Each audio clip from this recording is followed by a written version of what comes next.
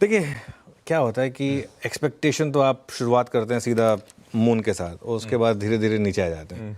तो सबसे इम्पॉर्टेंट है बाजार के लिए capital gains taxation, long term capital gains taxation और एसटीटी। इसमें थोड़ा सा मुझे लगता है कि ट्विकिंग होनी चाहिए। और देखिए आशीष, जब एसटीटी आया था ना, वो एसटीटी इसलिए आया था क्योंकि long term capital gains tax हटाया गया था। उसके बाद long term capital gains tax reintroduce किया गया, लेकिन एसटीटी नहीं हटाया गया, उल्टा एसटीटी बढ़ा दिया गया।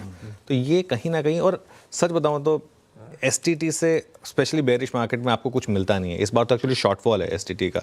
अगर आप एसटीटी हटा देंगे ना, तो मेरे ख्याल से आप उससे कहीं ज़्यादा पैसा बाकी short term capital gains tax से बना लेंगे। ये मेरा मानना है यहाँ पर। और ख़ास तौर से एफआईआईज़, देखिए बहुत ज़रूरत है हमें एफआईआई की कैपिटल की, और अब समय आ गया कि एफआईआईज़ को वापस लाया जाए। और वो तभी आएंगे जब एक तो टैक्सेशन कम होगा और एक हमारी मार्केट में ग्रोथ मिलेगी। तो ग्रोथ बढ़ाने पर फोकस हो, केपेक्स पर फोकस हो।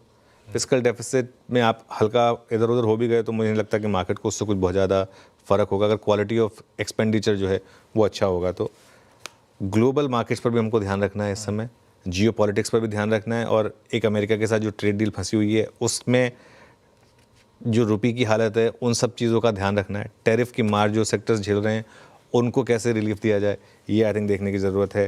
टेक्सटाइल, गारमेंट, ये कुछ सेक्टर्स हैं। इनडायरेक्ट टैक्स में वैसे तो हम ऑलरेडी एक जीएसटी का रिफॉर्म कर चुके हैं, तो उस पर थोड़ा सा और फॉलो अप की ज़रूरत है।